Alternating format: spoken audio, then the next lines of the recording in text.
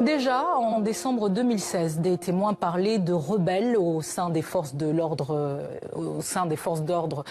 congolaises qui ont réprimé les manifestants contre le président Joseph Kabila. Ce lundi, l'ONG américaine Human Rights Watch va plus loin et révèle dans son rapport que des ex-rebelles du M23 étaient recrutés par l'armée. Les précisions de Laurie Fachot. Coup de tonnerre ce lundi. L'ONG Human Rights Watch accuse Joseph Kabila d'avoir recruté des anciens combattants du M23 pour qu'ils répriment les manifestations de l'année dernière.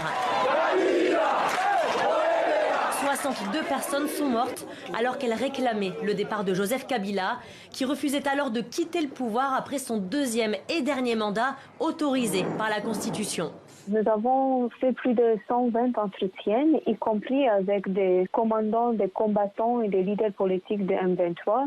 Ils nous ont expliqué comment ils ont été recrutés. Ils ont reçu des ordres explicites de faire tout pour étouffer les manifestations. Nous avons aussi parlé avec 9 officiers des forces de sécurité congolaises qui, eux aussi, ont confirmé comment ce recrutement a eu lieu. Les rebelles du M23 ont commis des violations des droits humains entre 2012 et 2013 avant de déposer les armes et de signer un accord de paix avec le gouvernement fin 2013.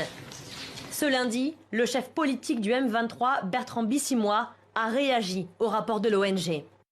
Concernant le rapport de Human Rights Watch, nous précisons que le gouvernement de RDC a saboté la mise en œuvre des déclarations de Nairobi pour recruter clandestinement quelques déserteurs et indisciplinés radiés du M23 pour des activités que nous ignorons.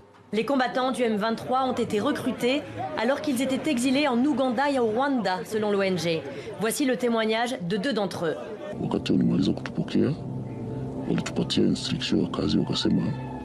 Mwenye atasubutu kuleta kichwa ngumu juu ya hiyo mambo eti Kabila atoke ni kuua na kufunga, kuna kitu ingine.